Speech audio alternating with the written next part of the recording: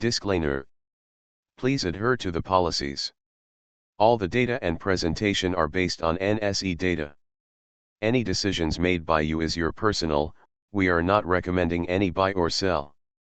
This is a purely education content. Hello friends, hope everyone is doing good.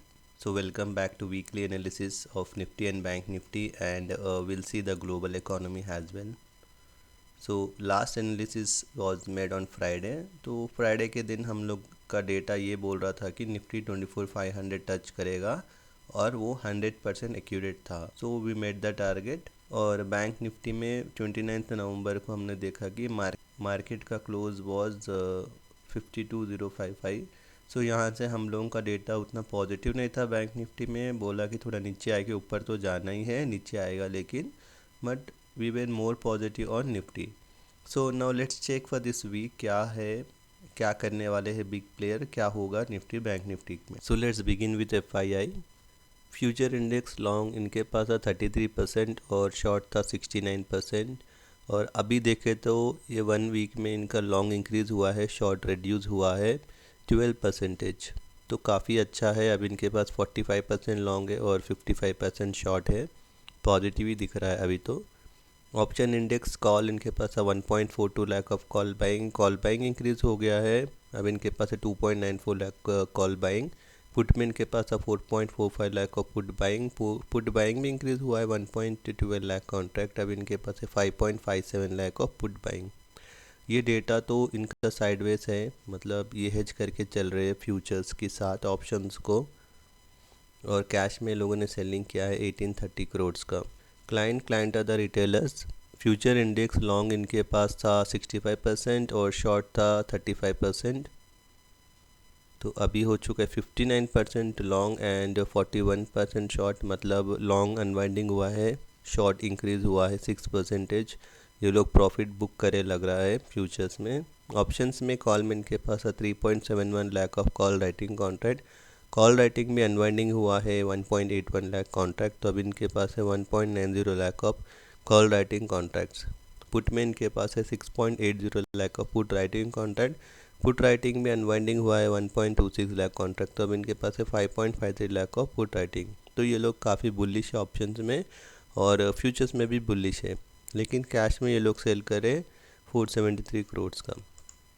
Proprietor desk future index इनके पास है 31% long 69% short. और अभी इनके पास है 33% long 67% short, मतलब लॉन्ग इंक्रीज़ हुआ है, शॉर्ट रिड्यूस हुआ है 2%. ऑप्शंस में कॉल इनके पास है 2.28 लाख ऑफ कॉल बाइंग. और अभी देखेगा तो इनके पास कॉल राइटिंग कॉन्ट्रैक्ट है 1 लाख के आसपास. और पुट में 12,000 कॉन्ट्रैक्ट था पुट का बाइंग का. और अभी हो चुका है 2.67 lakh of put writing contract. देखा गया तो ये लोग अभी थोड़ा साइडवे से बुलिश है ऑप्शंस में और फ्यूचर्स में नेगेटिव है, हेज करके जा रहे हैं फेंडो में. और कैश में लोगों ने बाई किया है 515 करोड़ का. Now let's check the change in OI. SEBI ने ये रूल लाया था कि वीकली एक्सपायरी पूरे काट दिए गया है bank Nifty, fin Nifty, mid cap Nifty से. लेकिन ये लोग गलत काम ये करे कि नया जो भी स्टॉक्स है उसको ये लोग एफेंडो में लेके आए. तो यहाँ का जो भी वॉल्यूम है, वीकली वॉल्यूम इंडेक्स का, ये अभी स्टॉक में जाएगा. वहाँ पे भी मैनिपुलेशन होगा और वहाँ पे भी रिटेलर्स लॉस करेगा. तो क्या मतलब है, जब रिटेलर्स की जान बचाना ही था तो फिर ये भी रोक डालते थे, स्टॉक में जाने की क्या ज़रूरत थी इनको. तो let's come back to our topic. Nifty का एक्सपायरी रहेगा 12 दिसंबर और PCR चल रहा है 0.89 न्यूट्रल टू पॉजिटिव. फ्यूचर्स चल रहा है 24,783, स्पॉट चल रहा है 24,669, मतलब फ्यूचर्स पॉजिटिव ही है. तो let's see this as an futures data only. तो हमारे पास रेसिस्टेंस आएगा 25,000 का और मेजर सपोर्ट रहेगा 24,500 का ये वीक के लिए.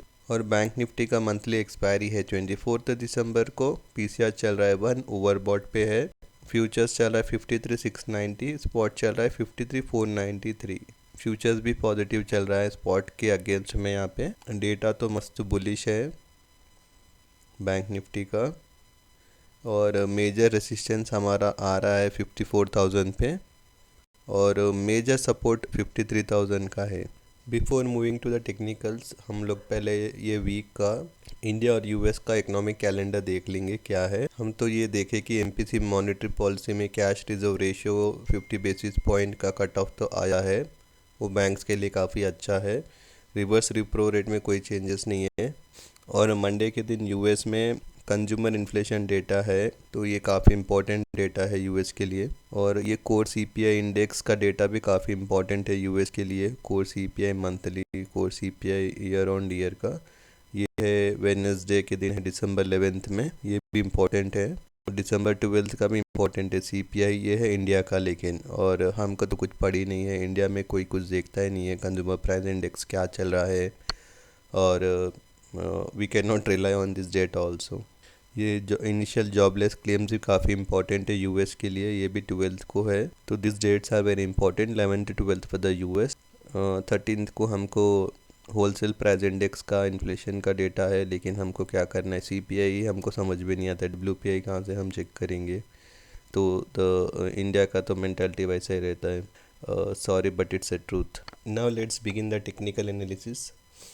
यूएस का विक्स 12.76 है, वेरी मच कंफर्टेबल। और डाउ पर this week it was a somewhat profit booking and it is at almost all time high 44,642।